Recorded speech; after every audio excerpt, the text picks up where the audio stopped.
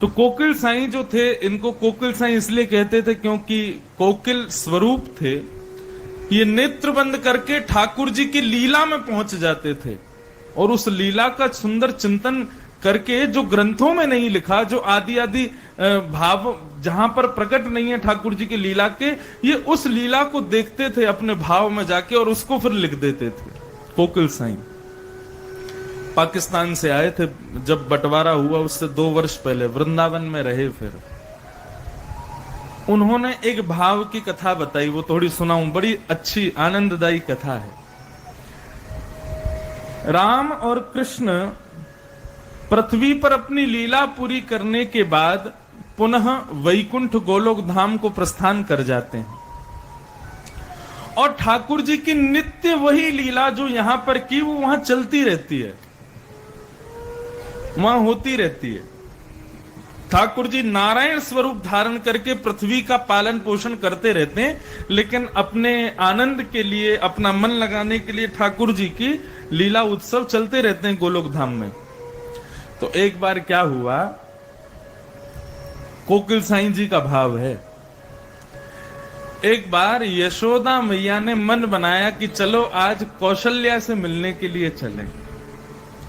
ध्यान देना, वृंदावन की यशोदा मैया और अयोध्या की कौशल्या जी, मतलब दोनों विधाताओं की माता, एक दूसरे से मिलने का मन बनाती हैं और दोनों एक दूसरे से मिलने के लिए जाती हैं, लेकिन अकेली नहीं जाती। कौशल्या जी अपने लाला राम जी को लेके जाती हैं और श्री यशोदा जी अपने लाला कन्हैया को लेके जाती हैं। और दोनों लाला की आयु कितनी, बोले छोटे से गोद में बैठे हैं, इतने छोटे हैं दोनों। दोनों को लेकर के और यशोदा मैया और कौशल्या मैया दोनों की भेंट हुई।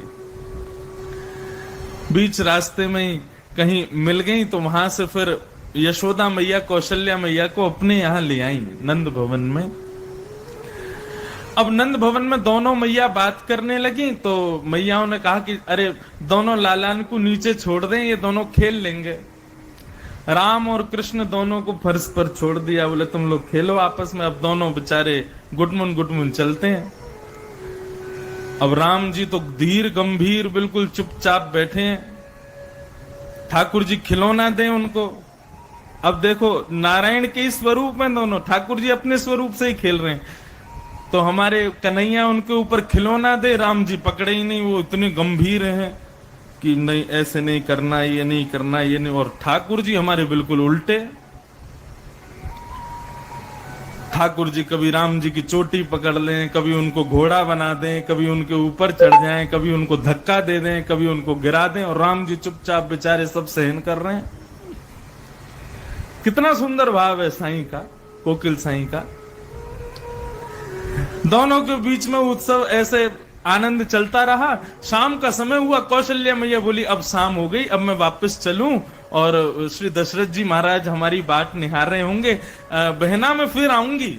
यशोदा मैया बोली हाँ मैं फिर आई हूं, लाला को ले जाओ।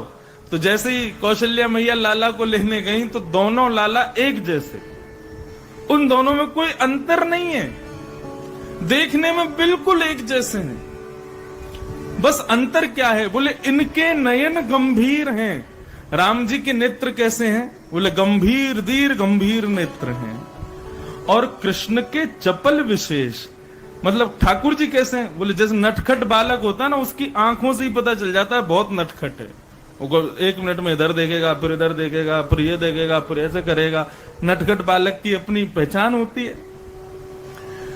कौशल्या मैया ने ध्यान नहीं दिया और राम जी को गोद में, वो कन्हैया को गोद में उठा लिया, और कन्हैया को गोद में उठा के कौशल्या मैया जाने लगी, और यहाँ यशोदा मैया ने राम जी को लिया और ले जाकर के भीतर चली गई। और राम जी तो गंभीर इतने की कुछ बोल नहीं रहे, और कन्हैया बोले कि अदला बदली हो गई, अब तो वहां पहुंच के ही बोलूंगा, चुपचाप चलो। कौशल्या मैया की गोद में बैठ करके रघुनाथ जी, कन्हैया पहुंच गए अयोध्या। गोलोक धाम में सब है, अयोध्या, बनारस, बरसाना, वृंदावन, सब वहां पर ठाकुर जी ने बना रखा है ताकि लीला करते रहें ठाकुर जी। जो लोग कथा सुनते हैं, जो लोग भजन करते हैं, जो वैकुंठ को जाते हैं, तो वैकुंठ में जाके क्या करते हैं, वहां इन्हीं सब रूपों में ठाकुर जी की लीला का दर्शन करते हैं। ठाकुर जी का मंचन चलता रहता है और सामने ऐसे भक्त बैठ के देखते रहते हैं ठाकुर जी की लीला। तो अब वहां पहुंच गए कन्हैया और यहां रह गए राम जी। अब तो महाराज कन्हैया के सब मित्र आए, मधुमंगल, श्रीदामा और ये जितने भी ठाकुर जी के सखा हैं, तन सुखा, मन सुखा, धन सुखा, ये सब कन्हैया के सखा हैं। और एक से बढ़ के एक ऊधमी, और इन ऊधमियों के मॉनिटर हमारे कन्हैया, वो महा ऊधमी। लेकिन आज तो कन्हैया की जगह राम जी हैं। सब सखाओं ने कही, लाला ओ कन्हैया चल, खेलवे को समय है क्यों, चल हमारे संग। अब राम जी चुपचाप खड़े हैं, बोले कि ये कौन सखा हैं, कहां ले जाएंगे, क्या करेंगे पता नहीं। ठाकुर जी चुपचाप खड़े हैं। राम जी इतने में ही मधुमंगल गयो, बोले माटी को मथोना बन के खड़ो भयो है, बोल क्यों ना रहो कछु, अरे चल माटी के खिलौना जैसो खड़ो का इकू है। राम जी बोले हम चल तो रहे हैं। बोले हम चल, ये कौन सी भाषा बोल रहे हो लाला, ये हमारी ब्रज भाषा तो है ना।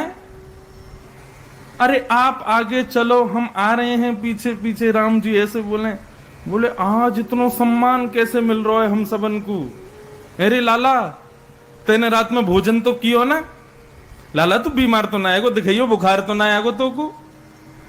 राम जी ऐसी लीला करे। अब तो पकड़ के ले गए सारे वन में। अब वन में ठाकुर जी के तो सारे ऊधम वाले खेल, एक दूसरे को गिराना, पटकना, उठा के फेंकना, ऐसे तो खेल खेलते हैं। भागवत में वर्णन है ठाकुर जी खेल कैसे खेलते हैं। तो श्रृंग्यग्निड्यंश्चि जलद्विजकंटकेभ्य,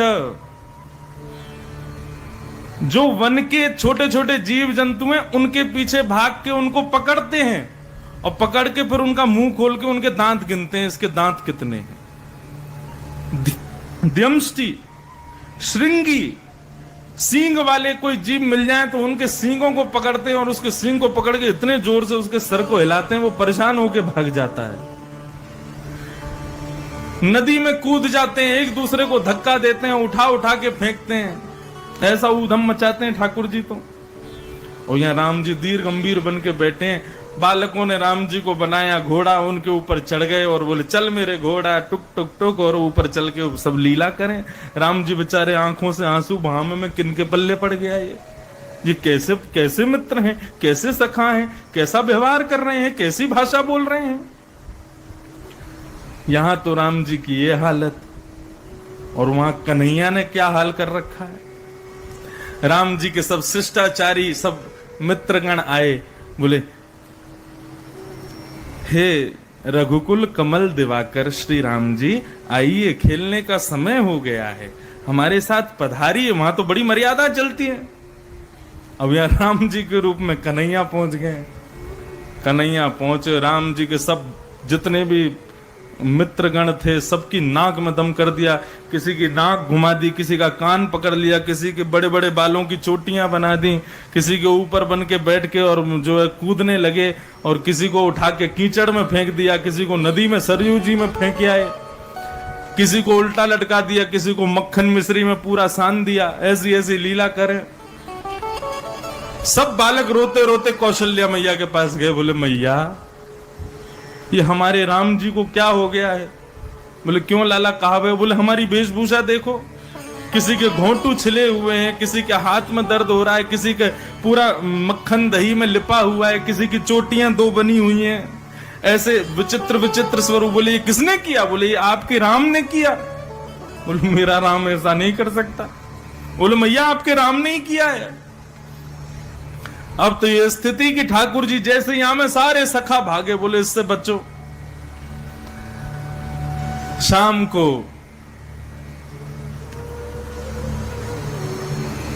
दशरथ जी आए। दशरथ जी अपने लाला राम जी को बगल में बिठाते हैं। बड़ी चौकी दशरथ जी की, छोटी चौकी राम जी की, बड़ी थाली दशरथ जी की, छोटी थाली राम जी की। ऐसे लगती है शिष्टाचार से दोनों पिता पुत्र भोजन करते हैं, लेकिन वृंदावन में उल्टा होता है। वृंदावन में एक ही चौकी, एक ही थाली, और नंद बाबा की गोद में बैठ जाते हैं ठाकुर जी। और जिस हाथ से नंद बाबा स्वयं खाते हैं उस हाथ से ही लाल जी को खवाते हैं। और लाल जी क्या करते हैं, जितनी भी सब्जी बनी है, कड़ी बनी है, दही बनी है, दाल बनी है, सबको थोड़ा थोड़ा हाथ में लेकर के पूरा मुंह सान लेते हैं और अपने हाथ को पहुंचने के लिए कुछ और नहीं, नंद बाबा की दाढ़ी से ही हाथ पहुंच देते हैं। ऐसी स्थिति। अब यहां राम जी तो है नहीं, ठाकुर जी। जैसी बगल में चौकी लगी, छोटी थाली लगी, ठाकुर जी ने आकर के देखा, बोले मैं यहां ना बैठूंगा, मैं तो गोदी में बैठूंगा। दशरथ जी बोले आज राम को बड़ा प्रेम आ रहा है, गोदी में बैठने की इच्छा, आओ राम आओ गोदी में बैठो। गोदी में बैठ गया। अब तो महाराज उठाई दही दशरथ जी के गाल पे लगा मैं, कभी कड़ी उठा के मुंह पे लगा मैं, खीर उठा के माथे पे सान दे। कौशल्या मैया रोटी लेके आई तो दशरथ जी पूरे खीर दही खीर और कड़ी आदि में लिपे हुए हैं। बोले ये राम को क्या हो गया है? कौशल्या मैया बोली सुबह बालक परेशान, अभी पिताजी परेशान, इतनी तोड़फोड़ मचा दी, घर के सारे सामान तोड़ दिए, राम को हो क्या गया है? मैया ने उठाया ठाकुर जी को, कोने में बैठा, बोले राम। ठाकुर जी इधर देखें इधर देखें, बोले मैया बंदर काय कुनाए दिख रहे, बंदर कहाँ है? बंदर आपकी अयोध्या में बंदर कहाँ है? कौशल्या मैया बोली बंदर कृष्ण। जैसे ही कृष्ण कही सोई ठाकुर जी हंस गए, बोले अरे राम ये मैंने क्या किया, अपने रघुनाथ को वहीं छोड़े आई हूं और ये उनके कन्हैया को ले आई हूं। तुरंत यहां उन्होंने उठाया, ठाकुर जी को लेकर के चलती बनी यशोदा जी के पास, और वहां माटी के मथोना बन करके बैठे राम जी, आंखों से धीरे धीरे आंसू बहा रहे हैं। मैया बोली मेरो लाला इतरो उधम मचावे, ये शांत कैसे बैठो है? यशोदा मैया ने जब गंभीरता से आंखों की ओर देखा, वो समझ गई ये तो राम है। यहां से यशोदा मैया लेकर के गई, बीच में ही दोनों मैया की भेंट रह गई। यहां देखी तो कौशल्या मैया के केश खींचते भये ठाकुर जी आ रहे हैं। मैया बोली अरे मेरो लाला खो गए हो, मेरो लाला कहाँ चलोगे हो, मेरे यहाँ कब से खोज रही।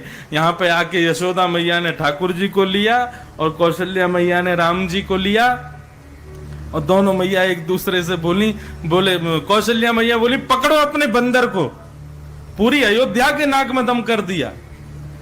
बोले हमारे लाला को बंदर बोलो, तुम भी पकड़ो अपने माटी के खिलौना को, चुपचाप बैठो रे, करे धरे कछु है ना है, यही कोई बालक होवे, ना रोवे ना बोले ना चले ना उदम मचावे। दोनों मैयान को ऐसा परस्पर प्रेम भयो, दोनों भैयान को ऐसा परस्पर प्रेम भयो, और ये पूरी लीला का दर्शन कोकिल साई ने कराया। तो राम और कृष्ण में कोई भेद नहीं है, भेद केवल आंखों का है। इनके नयन गंभीर हैं, उनके चपल विशेष। तो इसलिए वो क्या था प्रश्न, कहां गया? हाँ, राम नाम सत्य क्यों बोलते हैं, कृष्ण नाम क्यों नहीं बोलते? क्योंकि दोनों में अंतर नहीं है, दोनों एक ही हैं। राम नाम सत्य क्यों बोला जाता है, ये मैं कपिल विभूति संवाद आएगा तब बताऊंगा।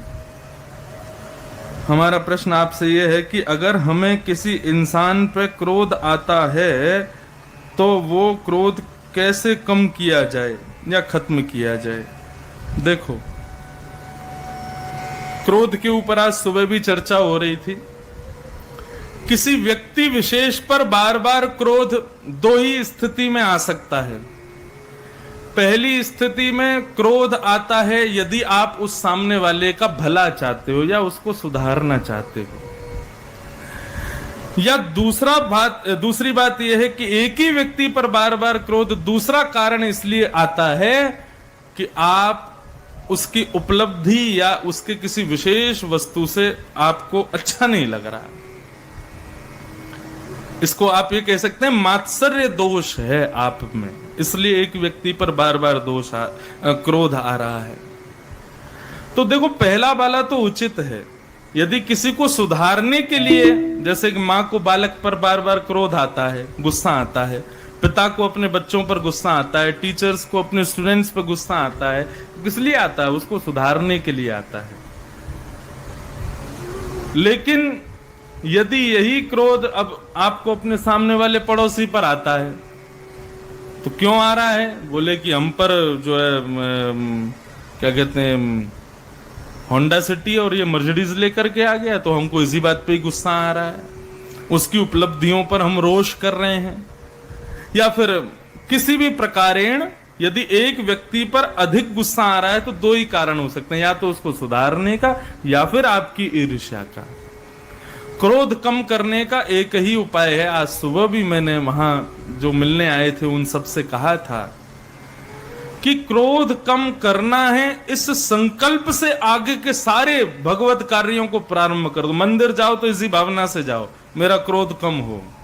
शंकर जी पर जल चढ़ाओ तो इसी भावना से ही चढ़ाओ कि हे भोलेनाथ मेरा क्रोध कम हो।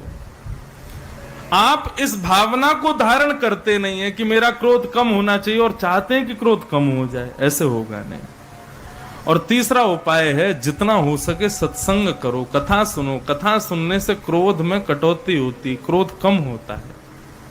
ये उपाय है। फिर क्या प्रश्न है? जय जय श्री राधे। हम ठाकुर जी को अपना भाई और गुरुजी बनाना चाहते हैं। अब भाई और गुरुजी ये दोनों तो अलग अलग बातें हैं। एक चीज पहले दृढ़ करो, भाई बनाना है कि गुरु बनाना है। क्या हम बना सकते हैं? बिल्कुल बना सकते हैं। क्या करना पड़ेगा हमें? हमारे मन में वह भाव नहीं आ पा रहा है, हम बहुत कोशिश करते हैं, हमें कुछ बताइए। तो देखो, पहले तो आप दृढ़ता लाओ कि आप भाई मानना चाहते हो कि गुरु मानना चाहते हो। दोनों में जमीन आसमान का अंतर है। गुरु के प्रति भाव अलग होता है, भाई के प्रति भाव अलग होता है। तो पहले तो इसको दृढ़ करो कि भाई मानना है कि गुरु मानना है।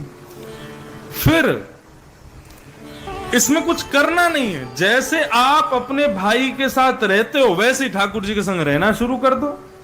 अयोध्या में एक संत थे, वो ठाकुर जी को अपना शिष्य मानते थे। वो कहते थे कि मैं वशिष्ठ गोत्र में मेरा जन्म हुआ है, इस नाते से राम जी मेरे चेला हैं। और वो रोज राम जी की सेवा करते, तिलक लगाते, इत्र लगाते, आरती करते, और आरती करने के बाद गले में माला पहन लेते, और जब गले की माला प्रसादी हो जाती तो अपने गले की माला ठाकुर जी को पहना देते। ये अपराध है। अपने गले की माला कभी ठाकुर जी को नहीं पहनानी चाहिए। एक बार कुछ संतों ने उनको देख लिया, बोले कि अरे राम राम राम, देखो ये अपने गले की माला, अपनी प्रसादी झूठी माला ठाकुर जी को पहनाते हैं। संतों ने जाकर के बड़े कई संतों को इकट्ठा करके शिकायत कर दी। बोले कि महाराज ये ठाकुर जी को अपने गले की माला पहनाते हैं। भीड़ इकट्ठी हो गई संतों की, अखाड़े के संत आ गए। बोले हमने सुना है आप अपने गले की प्रसादी माला ठाकुर जी को पहनाते हो। बोले हाँ, वो इसलिए क्योंकि मैं उनको अपना शिष्य मानता हूं। बोले तुम शिष्य मानते हो, लेकिन ठाकुर जी तुमको गुरु मानते हैं कि नहीं? इस बात का प्रमाण तुम्हारे पास क्या है? बोले इस बात का प्रमाण तो कुछ नहीं है, लेकिन बस मुझे लगता है कि वो मेरे शिष्य हैं और मैं उनका गुरु हूं। मैं उनको आशीर्वाद देता हूं, मैं उनको अपने गले की माला पहनाता हूं। मैं जैसा एक गुरु शिष्य के साथ रहता मैं वैसे ही रहता हूं ठाकुर जी के साथ। संतों ने गुस्सा किया, बोले कि भाई देखो ये काम नहीं चलेगा, और यदि तुम्हें इसी प्रकार रहना है ठाकुर जी के साथ तो पहले सिद्ध होना चाहिए कि ठाकुर जी भी तुमको गुरु मानते हैं। बोले ये कैसे सिद्ध होगा? बोले कल सवेरे सेवा करने के बाद अपनी गले की माला राम जी को पहनाना। अगर राम जी की मूर्ति ने झुक करके माला को स्वीकार किया तो मानेंगे हम कि हाँ, इतने वर्षों से तुम जो करते आ रहे हो राम जी भी उसको स्वीकार करते हैं। उसने कहा ठीक है। रात भर राम जी के पास बैठा रहा। बोले चेला राम, अपने गुरु की लाज बचाओ, कल तुम्हारे गुरु की बलि चढ़ने वाली है। कल ये सब लोग तुमको मुझसे दूर कर देंगे। अरे मेरे चेला, तुमको परसों से आशीर्वाद कौन देगा? ये लोग नहीं समझ रहे हमारे भाव को, लेकिन मैं तो जानता हूं ना कि तुम मेरे चेला हो। मैं तुम्हारा गुरु हूं, तुम्हारे लिए नाम जप करता हूं, तुम्हारे लिए यज्ञ करता हूं, तुम्हारी दीर्घ आयु के लिए सब कर्म करता हूं। चेला कल मेरी लाज बचा लेना, झुक के माला पहन लेना। राम जी से रात भर प्रार्थना करते रहे। प्रातः काल का समय हुआ, संत इकट्ठे हुए। हाँ भाई, पहनाओ अपने गले की माला। संत ने सेवा आदि करके माला को पहले अपने गले में पहना। अपने गले की माला प्रसादी करके जैसे ही राम जी को पहनाने लगे तो इतने संतों के मध्य में राम जी की मूर्ति थोड़ी सी झुक गई और उन्होंने माला को स्वीकार किया।